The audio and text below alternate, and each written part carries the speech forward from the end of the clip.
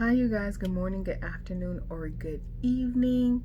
I wanted to come on and talk about how consistency doesn't always mean loyalty. And what do I mean? Sometimes even though someone has been in our life or been in our corner for years and years, um, we may mistake their consistency as loyalty. So we all know that even the devil will pursue what he wants. And that's allowed, if we give him an open door. So if we give him an open door to, sin and other things, he's able to seek, what he wants. And we all know that in 1 Peter 5:8.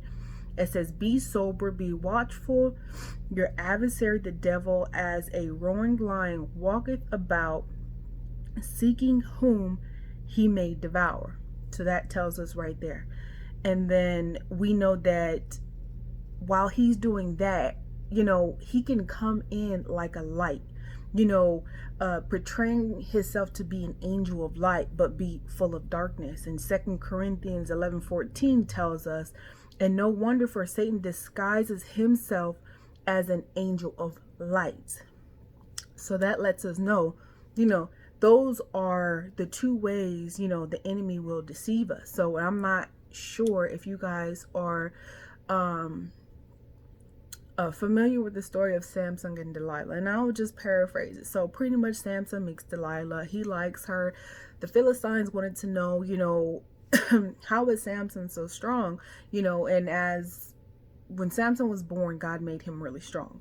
So Samson gets with Delilah. Delilah, she wanted to know, very badly, how was Samson so strong? So she kept asking him over and over. They said 3 times she would ask him, and she nagged him so bad, it grieved him on the inside. And he finally was like, okay. And he told her that, my strength is in my hair. So later that night, she cut, his hair. And then the Philistines came and came to fight him. And they took over because he was too weak. And the reason why I give that story, because that's a prime example.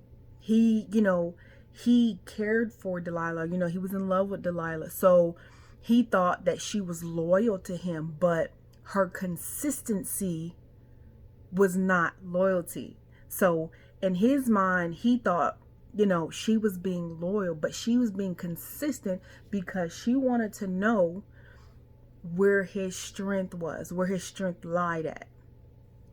And that goes to show you that just because, someone is consistent, that does not always mean that, that's their loyalty to you. So I just want you to go back and, think about some things and people that are in your lives right now, and just really go back and reevaluate the situations and relationships that you have with people, and ask yourself, is this person always apparent to want something, or they just want to benefit off of something? Ask yourself when and why people are calling and coming around, and ask God for discernment about things, about people, because usually 9 times out of 10, God's going to show you what you need to know about people. It's usually, warning comes before destruction. So I would really say, evaluate the relationships you have with people and recheck, is there consistency in your life? Has it been adding fruit to your life? I guess that's an indication. You can kind of go back and see and weed out, who's just there because they have a motive.